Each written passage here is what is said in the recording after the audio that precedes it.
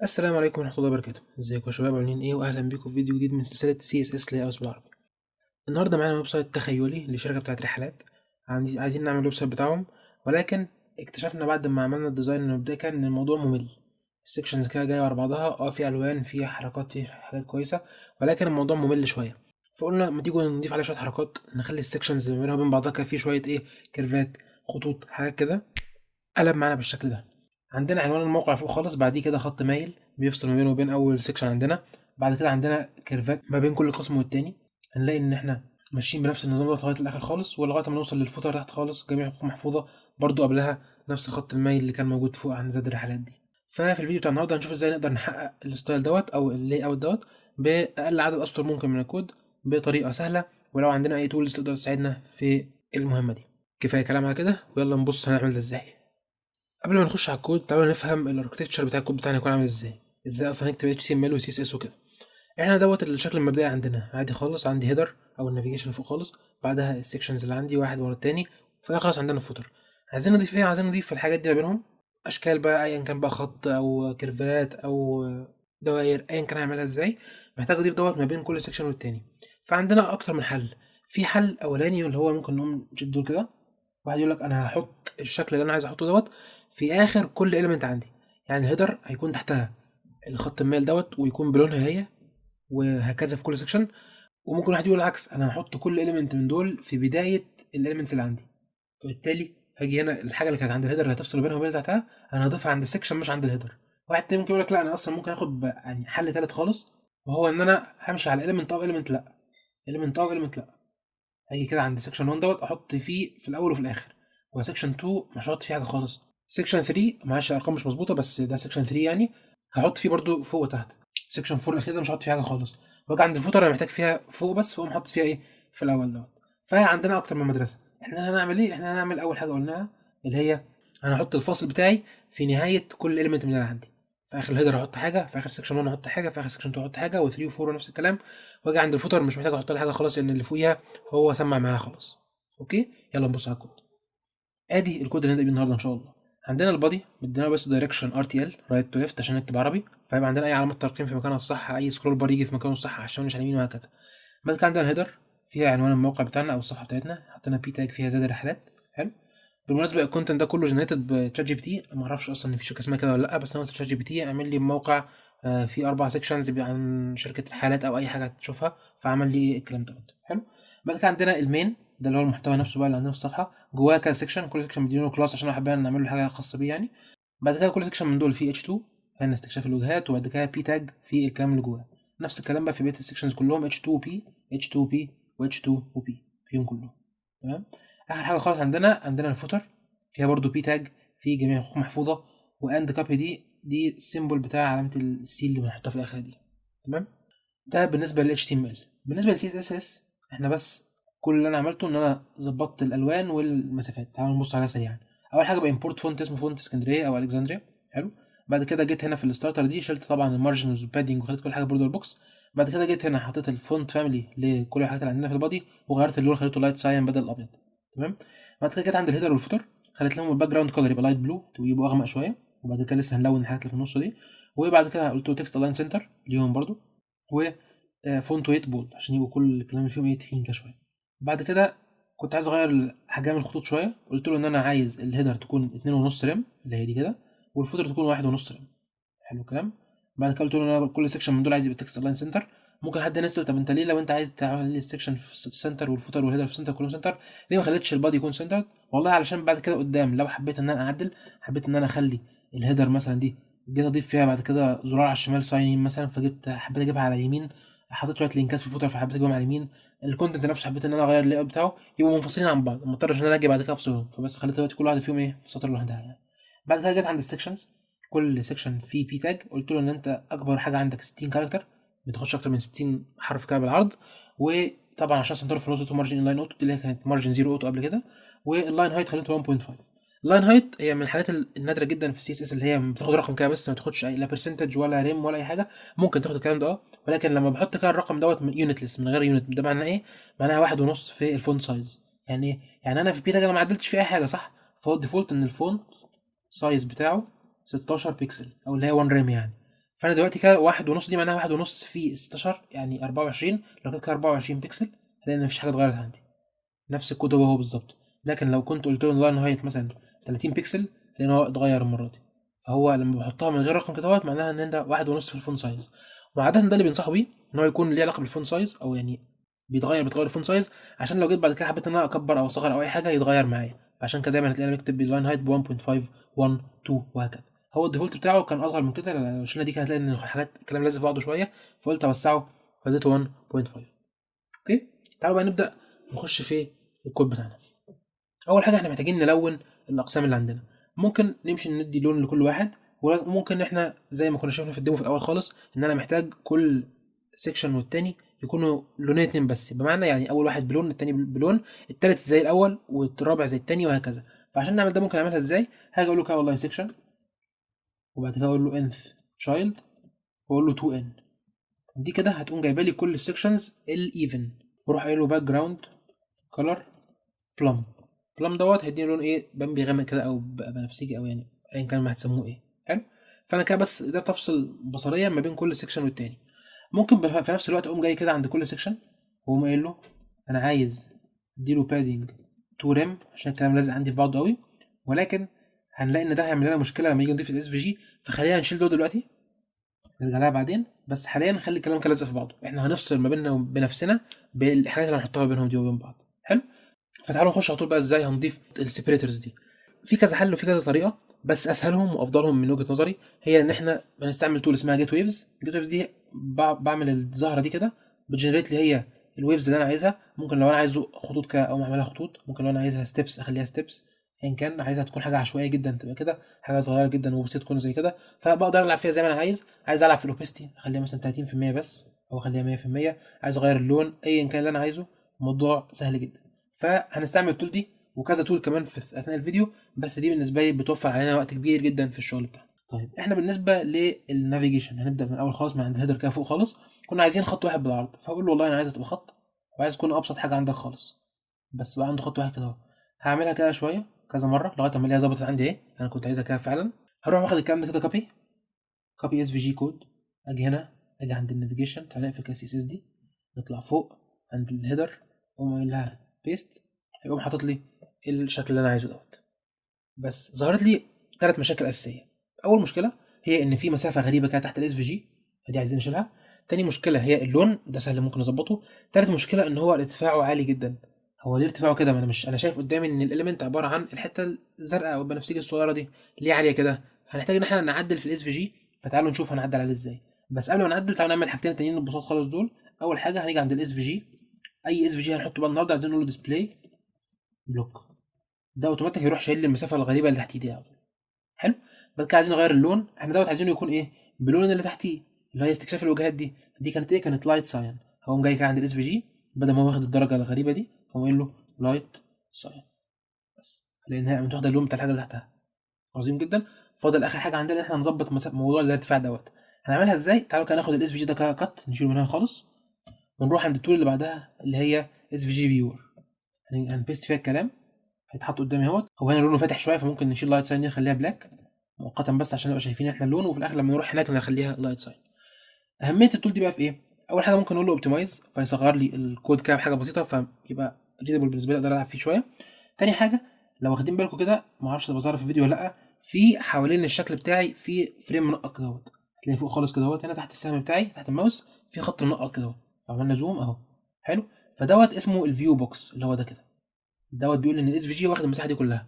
فانا لو انا شايفه ان هو واخد مساحه صغيره كده جواها، اقدر العب بالفيو بوكس بتاعي، اقول له لا قصه شويه، انزل تحت شويه وخليك على قد الحاجه اللي انت عايزها بس. طيب الفيو بوكس مكتوب عندي ايه؟ مكتوب عندي 00 1440 و320، دي عباره عن ايه؟ دول كانوا نقطتين وكل نقطه فيهم فيها اكس وواي، فدي اول نقطه ودي كده تاني نقطه. حلو. اول نقطه اللي هي 00 اللي هي ايه، فوق على الشمال، بقول له انا هبدا من فوق على الشمال. بعد كده 1440 و320 تحت خالص على اليمين، فانا بقول له ان ده كده الفيو بوكس بتاعي. فتعالوا نفكر فيها، لو انا عايز انزل تحت شويه، انا عايز النقطه اللي فوق على الشمال دي انزل بيها شويه، والنقطه اللي تحت على اليمين اطلع بيها شويه. فهاجي فوق على الشمال بدل ما هي 00 اقول له خليها 0 50 مثلا، اللي هي نزلت شويه. طب 0 100 اللي هي بس لسه ممكن تاخد اكتر كمان. طب 150 هفضل العب بالرقم ده كده 80 90 لغايه ما الاقي انها جت عندي على اليمين قامت لازقه فوق خالص. حلو كده، يبقى انا ظبطت البدايه بتاعتي. طب انا النهايه بتاعتي لسه كتير، 320 ده كتير جدا، خليها 220. هلاقي الخط اللي تحت اهو طلع فوق شويه، هزوم كده برضه عشان عارفين الخط فين اهو. تمام، 220 بس لسه عايزين اقل من كده. طب 200 لسه برضه، خليها مثلا 160 لسه شويه، 130، 120 مظبوط جدا كده معايا. طول ما انا على الشمال لسه ما قطعتش حاجه، يعني ممكن اقصر اكتر من كده كمان، اخليها 100. انا لحد كده تمام. لو خليتها مثلا 80 هلاقي ان انا بص من على الشمال خالص في مشكله كده اهوت، فالشكل مش هيطلع افضل حاجه عندي. فانا اهم حاجه عندي ان يكون الخط لازق على اليمين خالص وعلى الشمال خالص. طول ما انا قبل دوت تمام. يعني 90 دي لا، 100 دي تمام مفيش مشكله، 120 تمام برضو مفيش مشكله. بس احنا عايزين اقصر حاجه ممكنه عشان ما يبقاش الاس في جي واخد مساحه كبيره، فنقول له 100 بس كفايه. الشكل عندي كده بقى ظابط عندي وزي الفل. فانا كده ظبطت الفيو بورت بتاعي او الفيو بوكس بتاعي. اخد الكلام ده كله كوبي، ارجع هنا في الكود بتاعي، اقوم قايل له بيست. هو هنا شال الفيل خالص، هاجي له هنا فيل ايكوال لايت ساين. هبص كده لان هي متظبطت معايا وزي الفل. طبعا ذات الرحلات دي محتاجه يعني لازقه فوق قوي، محتاجه شويه مسافه من حواليها، فممكن اقوم جاي هنا كده فوق خالص، اقول له هات لي عند الهيدر اديها بادنج توب 2 ريمكا ولا حاجه. هلاقي ان هي توصلت بقى شكلها جميل وزي الفل.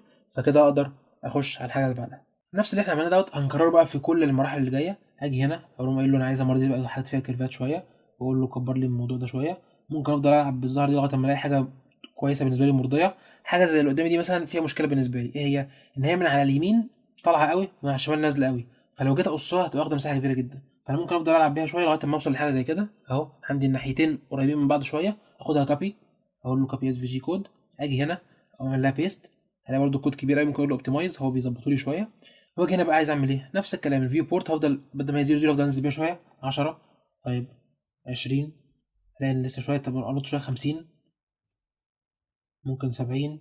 70 كده زي الفل عندي. لو جيت ازوم كده فوق شويه لان اهو الكيرف بتاعي قرب يخبط في الخط، فخلاص كده كفايه جدا. اجي عند تحت بدل ما 320 ابدا على طول على 220. تمام، ممكن اشيل اكتر منها كمان، خليها 200 بس. وممكن كمان ننزل اكتر من كده، خليها 180 مثلا. انا كده الموضوع مرضي جدا بالنسبه لي. اخد الكلام ده كده كوبي ومراجع هنا، اجي عند نهايه اول سيكشن واقول له بيست، واجي عند الفيل بدل ما هو كده اقوم اخليه البلم دي عشان ياخد لون الحاجه اللي بعديها. اول ما ابص كده على الكود عندي لان هي متظبطه عندي. نعملها مره كمان ونيجي عند اكتشاف الثقافات دي، انا عايز بقى شكل مختلف مش هقعد اكررهم، هعمل كده تاني برضو. ممكن نقعد ايه نجرب شويه حاجات، ممكن والله دي نخليها حاجه مجنونه جدا كده. نعمل برضو كذا مره لغايه اما نلاقي من على الجناب ظبطت معايا. لو انا دي كده مثلا ممكن تبقى مرضيه بالنسبه لي، هقوم اقول له كوبي الاس في جي كود، اجي هنا عند الفيور اقول له بيست، اعمل له اوبتمايز، اطلع فوق. عايز العب بقى بالفيو بوكس بتاعي، اقول له خليك 20، 30. هلاقي انها اتقصت مني فوق لو خدتوا بالكم، يبقى 30 دي كتير قوي. ارجع شويه، يا اما ارجع عند ال 20 يا اما حاجه في النص اللي هي 25 مثلا. تمام، نفس الكلام 320 اقوم قايل له 220 لان هي برضو هنا اتقصت مني، اقوم مزودها شويه خليها مثلا 270 كتيره، 50، 40 مظبوطه كمان دي بالظبط اهو. قبل ما تتقص مني اهي بقى ده الشكل اللي عندي. اقوم واخده كده كوبي، اجي هنا في الكود بتاعي اكتشاف الثقافات، انزل شويه اهي تحت البي تاج، اقوم اعمل لها بيست، واجي بدل الفيل اللون دوت اشيله واحط لايت ساين. فانا بخلي الفيل بتاعي هو اللون بتاع الحاجه اللي جايه بعديه على طول كده. فانا كده رحت ايه ظبطت برضو الشكل اللي عندي. بفضل بقى هكذا في بقيه السكشنز اللي عندي. ممكن يعني هسرع بس الحبه اللي جايين دول في الفيديو وارجع لكم عند اخر واحده خالص عشان عايزين نقول تريكايه صغيره كده فيها.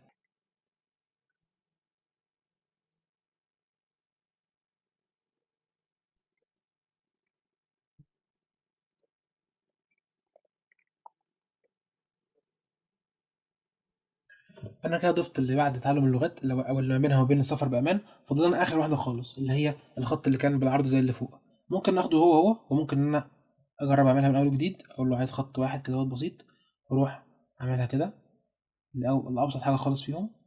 اقول له جنريت، اعمل لي كده شكل. والله خلينا المره دي نعمل ايه الشكل دوت عشان نشرح عليه حاجه صغيره. ناخد الكود، يجي هنا كده نعمل له بيست، اوبتمايز، هنلعب فيه شويه. بس قبل ما نلعب فيه شويه ممكن حد يسال هو ايه الام 0 160 الباث الغريب اللي عندي دوت. ممكن نخش على تول تانية ناخد الكلام ده كده كله كوبي. تمام، الصغير اللي جوه اللي هو جوه الدي ده بس اللي هو الباث بتاعي.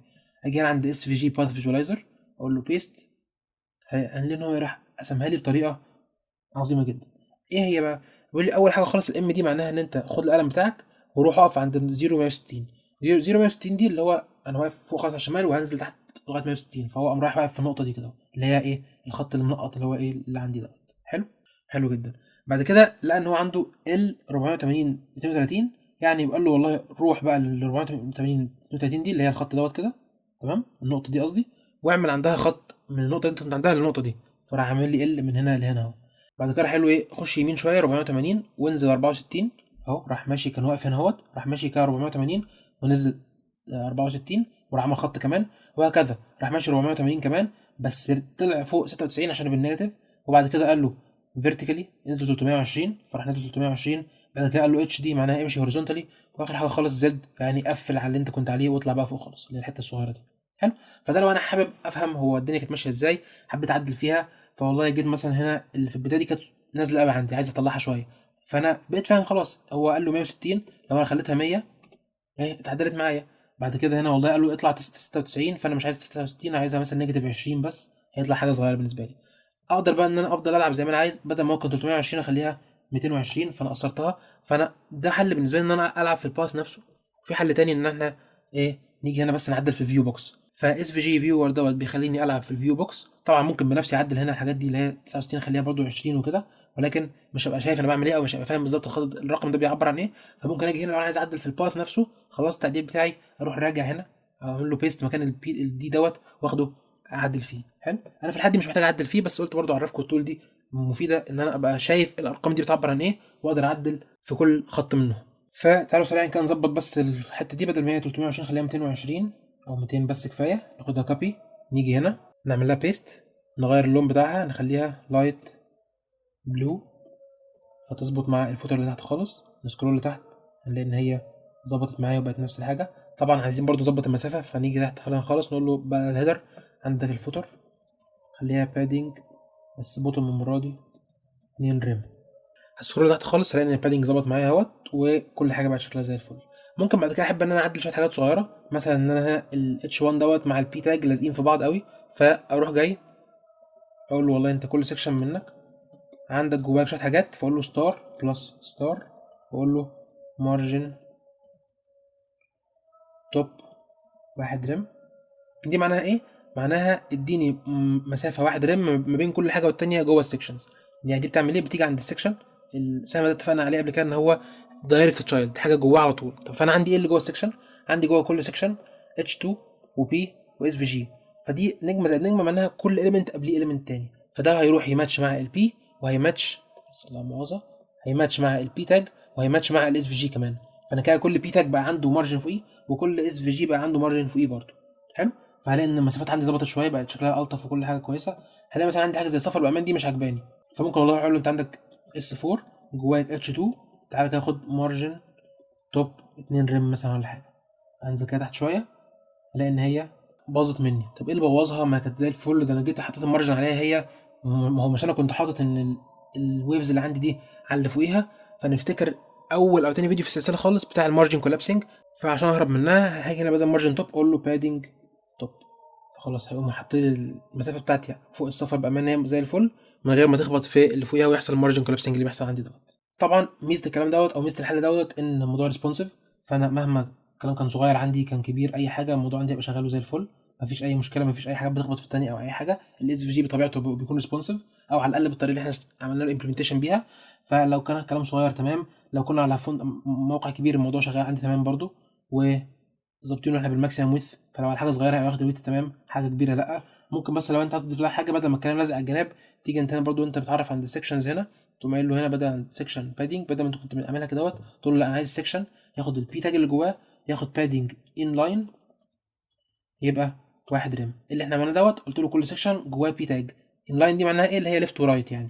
فقمت قايل له عند كل بس بي تاج من دول اديله شويه مارجن على الجناب او بادنج على الجناب عشان ما يلزقش في الصفحه بتاعتي بس. طبعا لو انا على حاجه كبيره الموضوع مش هيبقى فارق معاك قوي، لكن لما اجي عند الصفحات الصغيره هحس بالنفس اللي كان انا ايه حاطه على الجناب اوكي. بس كده يا شباب، دي كانت كل حاجه معانا في فيديو النهارده، اتمنى تكونوا استفدتوا. شكرا ليكم، اشوفكم في الفيديو الجاي. السلام عليكم.